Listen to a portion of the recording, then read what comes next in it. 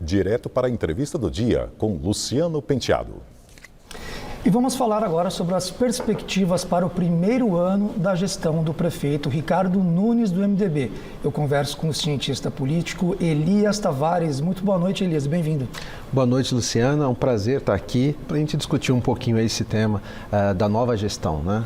Legal, Elias. Bom, não dá para falar da vitória do Nunes sem falar do governador Tarcísio de Freitas, né? Ele foi o grande financiador político. Abertamente, esteve em várias agendas do Nunes, eu pude acompanhar, ele inclusive comemorou muito a vitória do atual prefeito, inclusive comenta-se que ele teria sido um dos grandes vencedores da eleição mesmo, não tendo sido candidato, se projetando aí para 2026. Qual é a sua avaliação para esse primeiro ano na postura do Nunes? Assim, você acha que ele vai buscar, digamos assim, uma identidade própria, vai procurar se descolar do Tarcísio, ou essa não necessariamente vai ser uma questão nesse primeiro ano agora?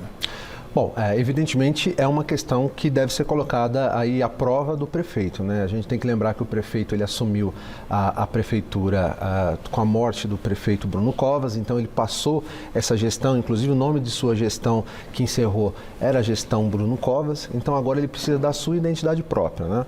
A eleição foi uma eleição diferente, né? Uma eleição com um fator Pablo Marçal, que deu uma tumultuada no processo e, como você bem disse, né? O governador Tarcísio ele garantiu ali o seu apoio o tempo inteiro em gravação de vídeo, de apoio em loco, indo nas agendas e, sem dúvida, foi o grande vitorioso, né? Então, assim, tem também o fator Tarcísio, mas tem o fator futuro de Nunes, né? Então, evidentemente, todo político sempre pensa na próxima eleição. Óbvio que ele vai colocar agora a questão do seu governo, ele vai iniciar ali dando a cara do seu governo, vai tentar, óbvio, estar próximo do governador, porque o governador tem uma ótima aprovação pelos eleitores, né, a população do estado, e sem dúvida, o grande desafio é mostrar que veio para que ele tenha um futuro político, né? E 2026, é evidente que já começa com uma boa avaliação do governo dele, começa a colocar ele talvez num tabuleiro, num cenário eleitoral, né? Sim. E como que você acha que pode ser, Elias, o relacionamento dele na Câmara, assim, porque houve o PT, por exemplo, que elegeu um número expressivo de vereadores, vai ter inclusive a maior bancada, mas os partidos aliados ao Nunes vão continuar prevalecendo aqui no Legislativo Municipal, né? Os partidos de direita, centro-direita e tal.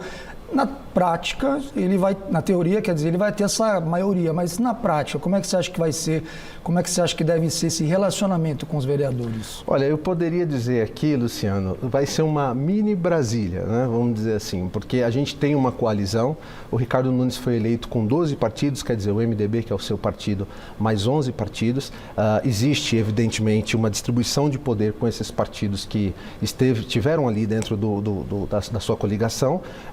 Então, assim, a relação municipal vai lidar dessa forma. Tem um fator interessante para essa gestão que começa, né, que é a questão do vereador Milton Leite, que é um vereador muito articulado, um vereador ali do campo de articulação, de conversar, de convergir.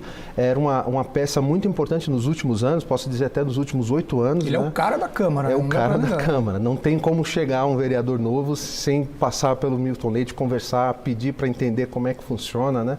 E essa figura, ele optou, né? Não é que ele não foi reeleito, né? Ele optou por não concorrer à eleição, né? Abriu mão de concorrer à eleição, então fica uma lacuna, né? Se teremos algum vereador que vai ocupar esse espaço que era do Milton Leite, terá uma outra liderança, né, como é que vai se dar isso, e evidentemente que União Brasil, que é o partido dele, vai ter uma força importante, mas a gente vai ver muito do Centrão, por isso que eu digo que é uma mini Brasília, porque a gente está no município que tem também uma coalizão muito grande de partidos. E o Milton Leite é muito alinhado com o Nunes, né? Então, assim, quem quer que assuma essa cadeira, eu acho que a preocupação para o prefeito vai ser alguém também alinhado, né? O Milton Leite, ele comentou que que existe um acordo para ocupar a presidência da Câmara, a União Brasil ocupar a presidência da Câmara para os próximos 4 anos.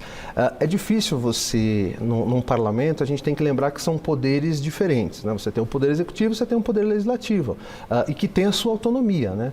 Então é curioso quando o presidente da Câmara, Milton Leite, traz essa questão, porque eu fico curioso, né, se eles vão conseguir honrar, porque é um compromisso que não é o prefeito que faz, né? É um compromisso que você tem 55 vereadores e você tem uma dinâmica da Câmara Municipal de vários poderes, de oposição, de situação, de quem se considera de centro. Então é uma dinâmica interessante da gente acompanhar, se a gente vai conseguir acompanhar esse movimento, vai continuar dentro da Câmara Municipal com o União Brasil, né? Sim. Agora, Elias, o prefeito ele enfrentou durante a campanha muitas acusações, né, de denúncias que já vinham antes, durante o mandato dele. Tem a questão chamada da máfia das creches, tem a questão da suposta infiltração de membros do PCC nas empresas de ônibus, tem a questão também do suposto favorecimento de aliados dele em obras da prefeitura e tal. Agora, entrando no primeiro ano do mandato, assim, você acha que essas denúncias vão ter alguma consistência assim, para preocupar o governo, para de alguma forma prejudicar esse primeiro ano de mandato? Como é que deve se colocar aí como é que devem ser colocadas essas questões contra ele? Luciano, no meu ponto de vista, ele tem que ter governança e transparência, principalmente com o eleitorado, né? Principalmente até, inclusive, com as pessoas que não votaram nele, porque com certeza ele perdeu algum tipo de capital político com essas denúncias, né? Toda denúncia tem que ser investigada, apurada, amplo direito de defesa. Então, essa transparência que o prefeito tem que colocar, um diálogo direto com a população da cidade de São Paulo, é o que vai fazer toda a diferença, né? Porque, por exemplo, eu citei 3 aqui, mas uma delas, que é a da questão da máfia das creches, já está no âmbito da Polícia Federal. Quer dizer, é uma coisa que não vai ter muito como escapar, assim, né? Mesmo que ele não queira, os adversários devem utilizar disso também, né, na governabilidade municipal. Sim, e aí você tem um ponto. Isso foi colocado no processo eleitoral, né? Então, com certeza, por isso que eu mencionei da questão de já ter tido um prejuízo político em relação a isso daí, e que foi muito colocado pelos seus oponentes na eleição, né? Olha, não vota nele porque ele tem alguns problemas, ele pode não terminar o mandato. E aí o pessoal falava, o vice dele é ligado ao Bolsonaro, então o Bolsonaro está pensando em já assumir a prefeitura, né?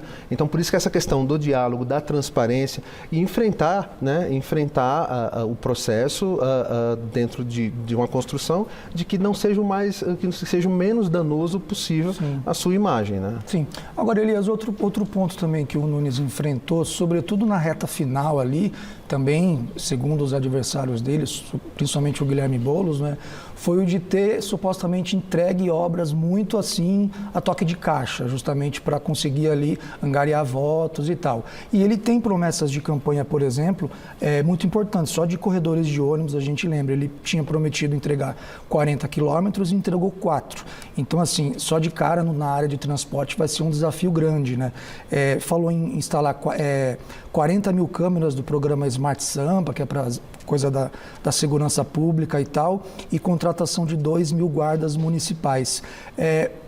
Como é que você vê o desenvolvimento dessas pautas? Também puxando para a questão da Câmara, tem questões que vão depender do apoio dele, mas assim, de cara, esses desafios, assim, essas promessas, elas são tangíveis, elas são palpáveis do ponto de vista de quem assume agora no primeiro ano?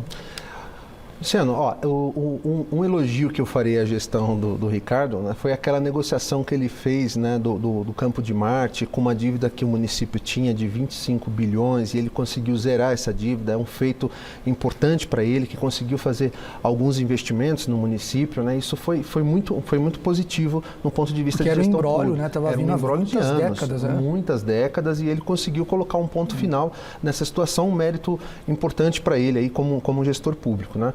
Agora, trazendo das dificuldades, essas dificuldades elas estarão acompanhando ele durante todo o seu mandato. E eu queria aproveitar dos pontos que eu entendo que sejam mais sensíveis. Durante o processo eleitoral, a gente viu muito um debate direto do Executivo com a Enel, né? O mês de janeiro, né, infelizmente, historicamente, é um mês que chove muito, é um mês que a gente tem ali algumas dificuldades energéticas, de alagamento, enfim, é um mês bem desafiador, né? A partir de janeiro, na verdade, os primeiros 90 dias, a gente tem essa dificuldade de chuva. Então, a primeira prova dele vai ser colocado já agora, porque...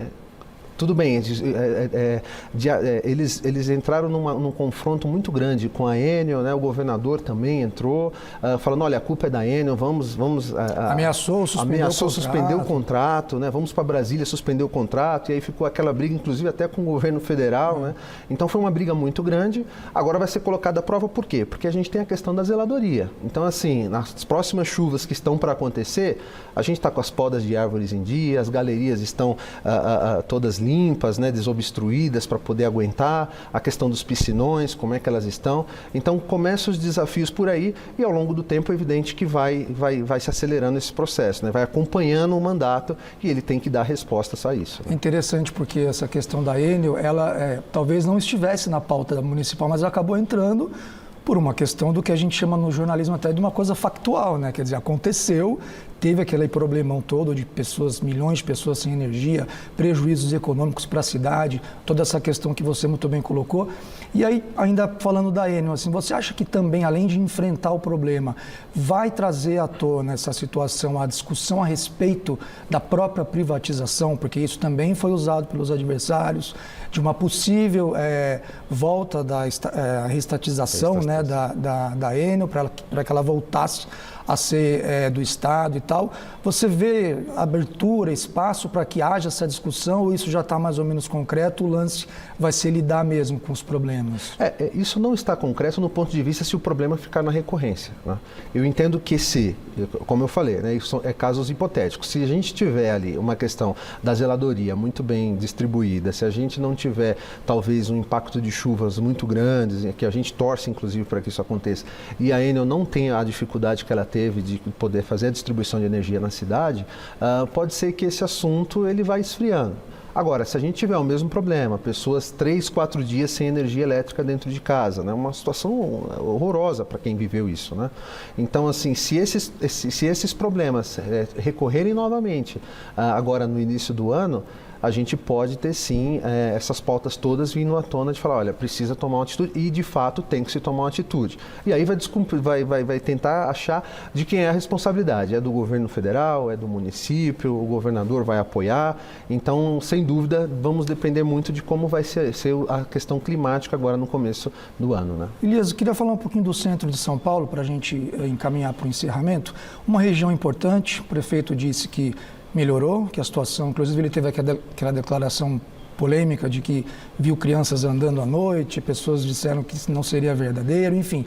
Tem pessoas que dizem que melhorou, tem pessoas que moram ali e dizem que continua a mesma coisa. Agora tem fatos, né? Quer dizer, aumentou o número da população em situação de rua, a questão dos usuários de drogas, houve a dispersão durante o mandato dele.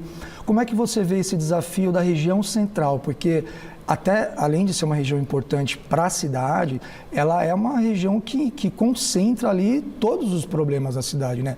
Transporte, segurança, zeladoria e essa questão que eu mencionei de Cracolândia e moradores de rua, né? Esse é um tema também não é de hoje, né? Então essa parceria que ele tem com o governador Tarcísio precisa ser colocada à prova justamente agora. A gente discute muito a questão da segurança pública hoje por câmeras, quer dizer, tem câmera, a gente está seguro? Eu entendo que é muito mais do que isso, né?